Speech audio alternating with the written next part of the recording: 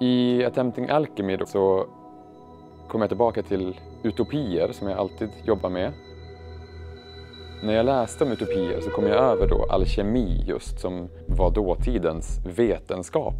Det är ju baserat på att skapa till exempel The Philosopher's Stone som kan ge evigt liv eller göra om metaller till guld. Så det har en slags utopisk målbild men är ändå liksom, grunden är ändå i vetenskapen.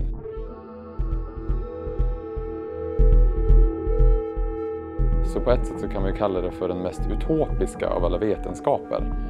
Och det tyckte jag var spännande och det kopplar jag väldigt starkt tillbaka till konsten. Att försöka åstadkomma någonting som är utopiskt eller fantastiskt eller en fantasi. Att placera målet i fantasivärlden men jobba i den här världen tycker jag är väldigt spännande. Så det var så tanken om alkemi dök upp helt enkelt.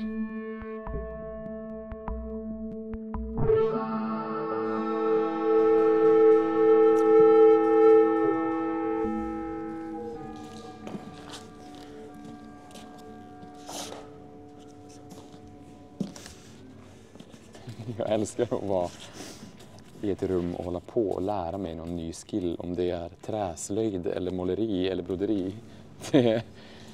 Det är bland det bästa jag vet. Alltså, Tove som gör kostym i det här, Tove Berglund. Vi har jobbat ihop i väldigt många år. Moj länge. Första produktionen vi gjorde ihop var för kanske 15 år sedan.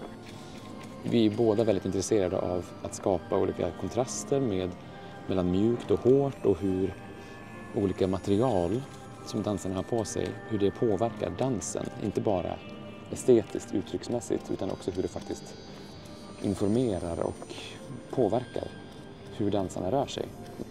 Någonting som jag tog fasta på var hur målarkläder eller liksom konstnärens ateljéarbete överlappade labbarbete. Den som är där i förhållanden. Det var som Tove gjorde som ett test först för att se hur det förändrar sig liksom att använda den när den är kraftigare målad för det blir mycket stelare då och mer skulptural liksom. Ja, men det är mötet mellan konst och vetenskap tycker jag är väldigt spännande och den här analoga idén om att skapa magi. Ett fysiskt objekt som man ser vad det är som möter ett annat fysiskt objekt som man verkligen också ser vad det är och var för sig är de verkligen inte magiska.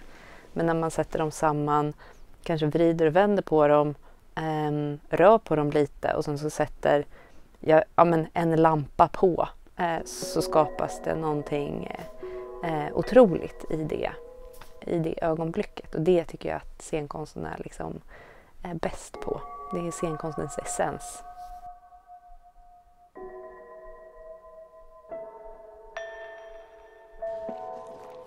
Alkemin har ju då 4 färger.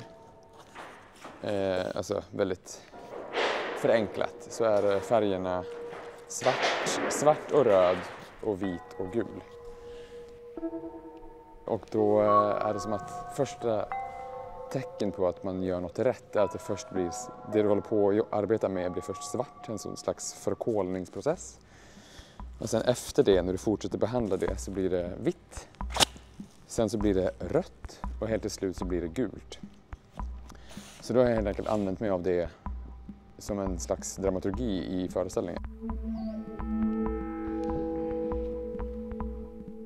Jag vill ju med det här verket försöka hitta alkemin eller utopin i de små mötena mellan dansarna och mötet mellan mig och dansarna och i stunden, i små ögonblick när allt så här, när liksom stjärnorna står i linje och det blir mänskliga möten som kanske är flyktiga, som är bara här och nu, som försvinner snabbt. Det är där jag vill försöka hitta olika metoder och verktyg för att nå de där flyktiga ögonblicken av utopi och alkemi.